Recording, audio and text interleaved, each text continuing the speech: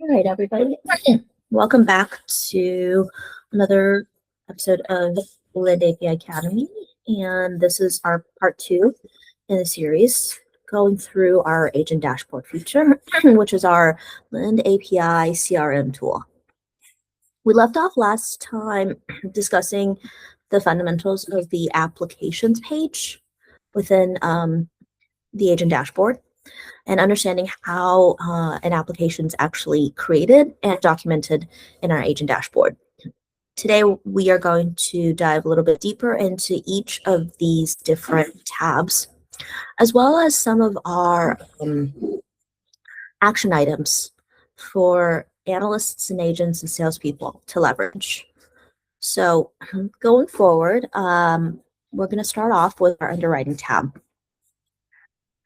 Our Lind API underwriting tab is a continuation of our Rule Studio.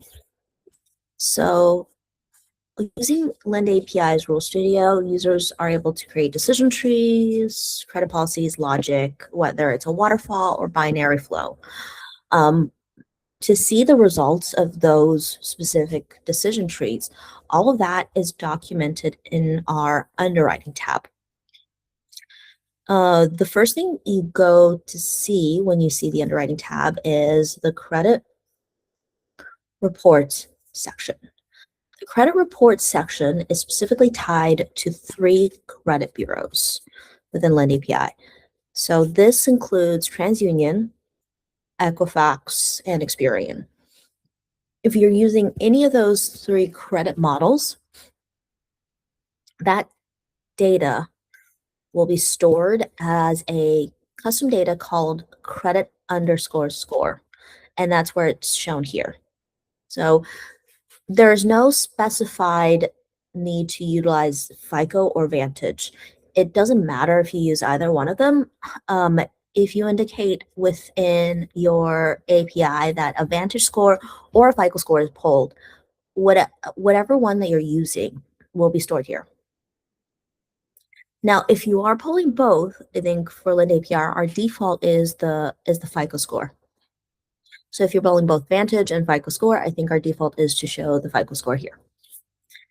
You'll notice there's a couple of different pieces to our updated actually credit report.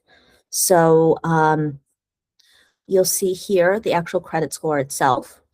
And this, of course, is 0 because this is a fake test data. But if you go click on the credit score, it actually opens up a credit report within Lind API. Every single Lind API client that's connected to our credit bureau gets a credit report, whether they are paying it through the credit bureau, meaning that TransUnion or Equifax sends a PDF version along with the API JSON, or if they're not paying it, Lind API will automatically generate a PDF version from the JSON data. So here you can see, because TransUnion did not send back a credit report, Lind API still generated a PDF version of the JSON data, in which case it's actually empty. So this is part of the credit profiling service with Lind API. Here you also see a couple of very high-level details, like which credit bureau, specifically which endpoint you're using, whether it's TransUnion soft pull, hard pull, Equifax, OneScore, and what the pull date was. When was it last pulled? What time? And all of that. Now, another thing you'll notice here is this pull credit button.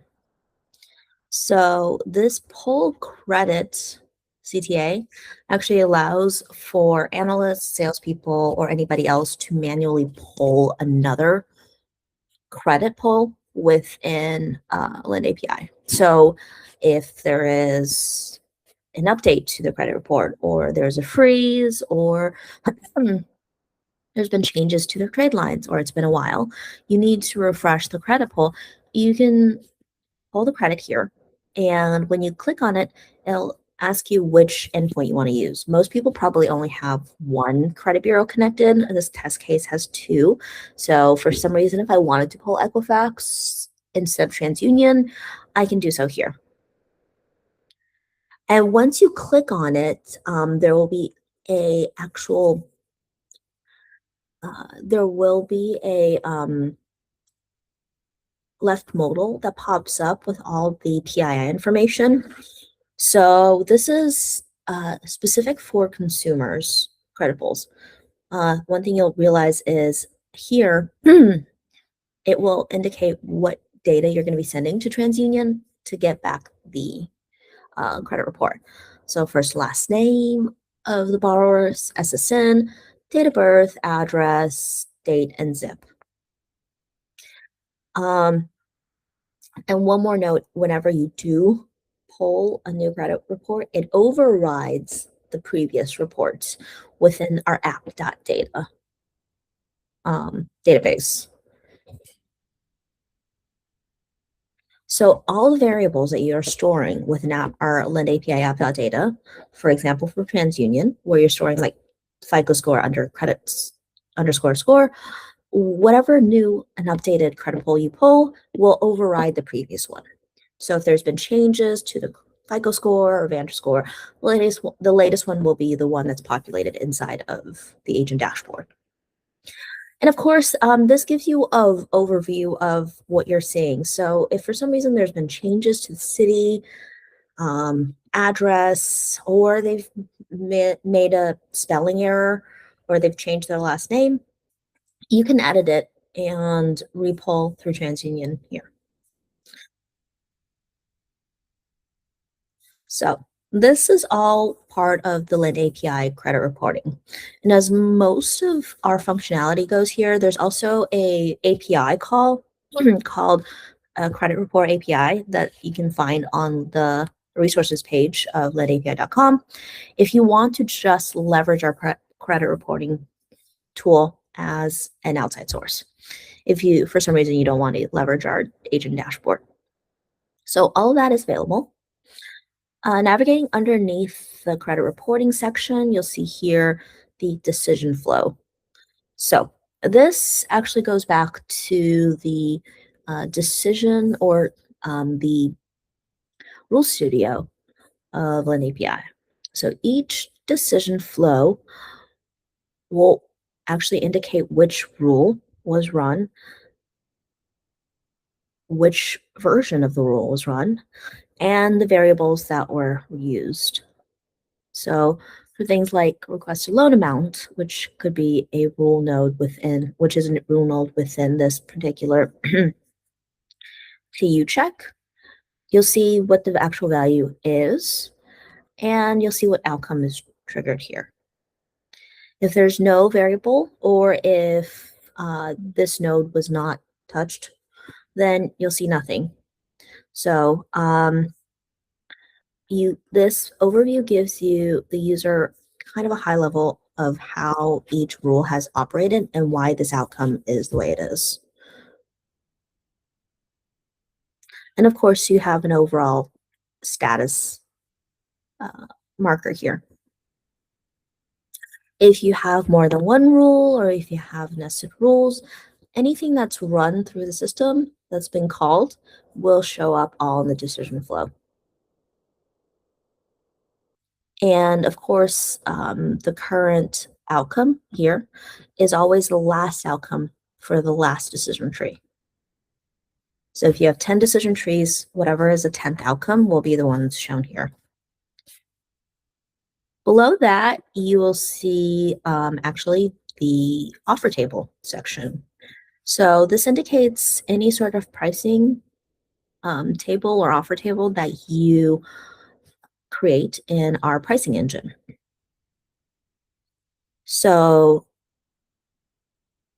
as you know, pricing engines and offer tables are always called through outcomes. So if you have multiple pricing engines that are tied to multiple outcomes, those will also be shown in this in this canvas here. But this is also a high-level snapshot of which pricing table are called at what point. So you'll see that the run offer table outcome is tied to this specific table and this version. And from there, you'll see that what the input values of the tables are and what the generated results are. So these are what your input values and your outcome values are. So this gives you, again, a very quick snapshot of all the tables and rules that you're calling and what those outcomes are going to be. All right. Navigating to our next section. This is the Lend API Transactions tab. This tab is very specific in that this tab actually shows users a snapshot of similar to a plaid transactions section. So I'm going to go ahead and pull up another uh, test account to show you what this tab actually looks like in action.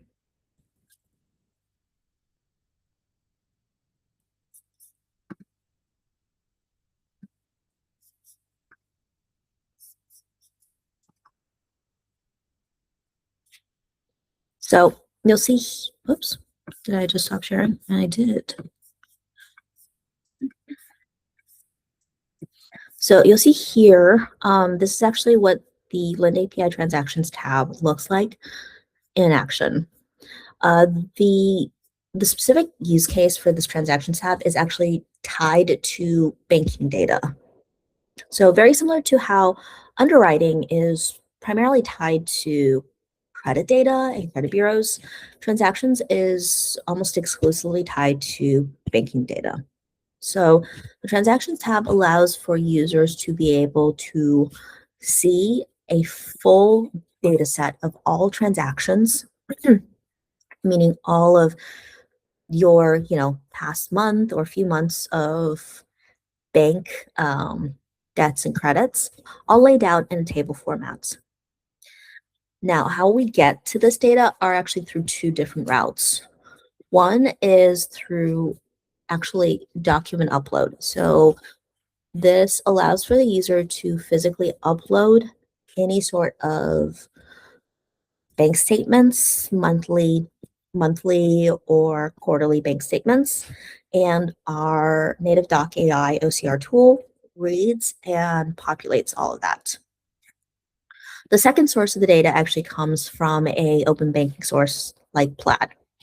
Currently, our out of the box transactions triggers are Plaid CRA based report. So if you are leveraging Plaid CRA based report and you want to have a full list of all of the transactions that are coming back from that, we can help you visualize it in this format. But this allows for people who are doing more manual cash flow analysis to go through and see every single detail inside of bank statements. And it will show in this kind of format where you will see things like what the actual name is, what type it is, and the amount. What makes this particular instance very unique is it allows the user to tag this specific type of transaction. If it is income, if it is debit, if it is gambling, housing, payday loans, or even something like dining or utilities.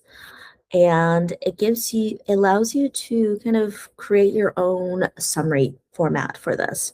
So things like, for example, a Zelle payment or payday payment, these could be categorized technically as income.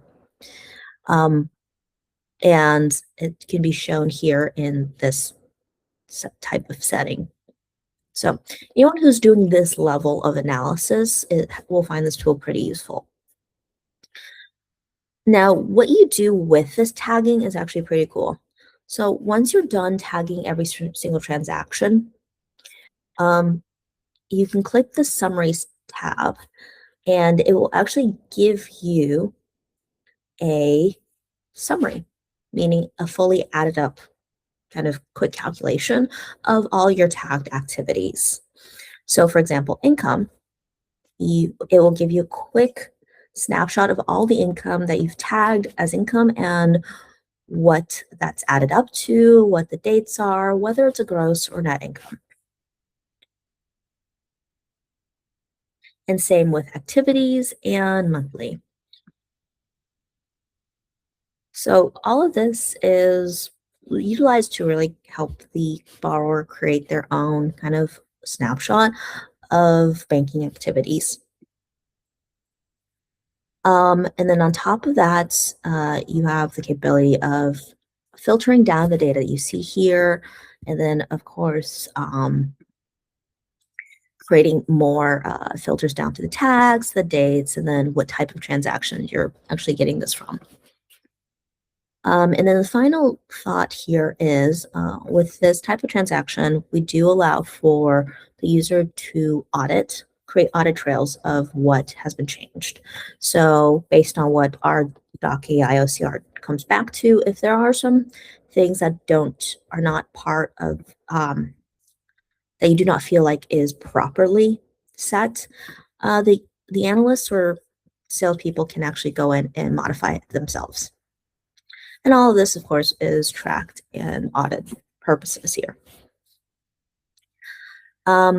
You'll see our out-of-the-box tagging are going to be these 6 different tags, but we're always expanding it. So for users that have expanded use cases or are looking for something specific, we can always add it to our OCR tool in the back end.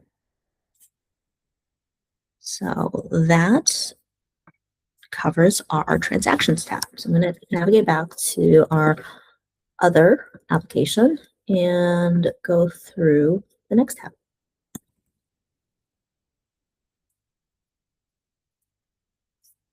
So navigating back here, we're going to go through offers. So offers within the Lend API ecosystem is very specifically tied again to pricing engine. So you'll see here, there's going to be a pattern of within our tab section of Agent Dashboard. Each tab within Agent Dashboard is actually redirecting its data specifically from one of the workflow sections. You'll see applications obviously is coming from Product Studio. Underwriting is mostly coming from Rule Studio, and then integrations, and then of course offers is now triggering directly through our pricing engine. So the offers tab, the objective here is to give the user a very high level snapshot of what the pricing engine is pulling back specifically. So this is extremely useful for people who are creating loans with multiple offers. So if you are leveraging a multi-offer product, or you are giving people variations to their terms, you can price your specific pricing table to return those sets, whether it's in one table or nested tables or multiple tables. So in this case, I think we've programmed this particular offer table to return 2 sets of data based on credit, to come back with 2 sets of different interest rates, terms, and monthly payments. One really cool thing is this also gives the analyst the capability to update and change these offers as needed. So you'll see here there is a add offer button here. So the reason for this is the user has been presented these 2 offers, and in this particular use case, they haven't yet selected an offer. So we do have the capability for the agent to take this opportunity if they want to modify anything. So take, for example, you're noticing that one of your borrowers is not really actioning on any of the presented offers that they have, and you want to make some adjustments. So you can do things like artificially lower their interest rates, artificially lowering their monthly payment, and then, updating their loan terms. And this will update the offer presented to the user. And you can do this kind of thing as many times as you want to. If there is, for some reason, a specific set of terms that you want to add as part of this offer that you may not have programmed into your pricing engine, or is very specific for this specific borrower, you can also add that here. Something like, for example, annual APR instead of a simple interest rate. Right. So things like this allows the analysts, processors, or underwriters to give more manual visibility than just having the pricing engine run on its back end. So you'll see here, this is also going to update automatically on the user portal. So whatever is changed here will automatically be reflected onto the user interface, and will also be reflected at the end for anything like contracts, promissory notes, TILA, and anything else. So it's important to keep that in mind as you are going through this, to make sure that you're not changing anything just for the sake of it, because this, whatever is added in here, of course, you can modify this at any time, will reflect at some point in a more contractual side. So with that, I'm going to navigate to our last section for this video, which is our document section. So as like most things, this particular tab is actually a data recall for our doc upload and our document library and our contract builder. So these three document management systems are all stored within our doc tab. You will see here they're formed in three different sections: uploaded documents, contracts, and of course, consent forms.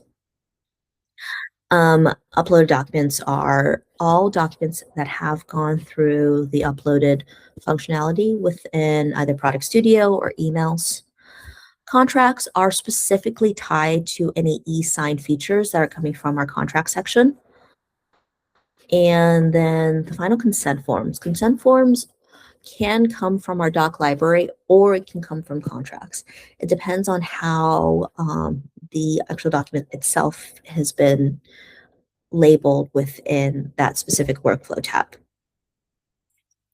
So every single thing that has been interacted with a borrower or has been uploaded will come directly into our documents tab. And you'll see here, there is a button for the user to be able to request documents as well.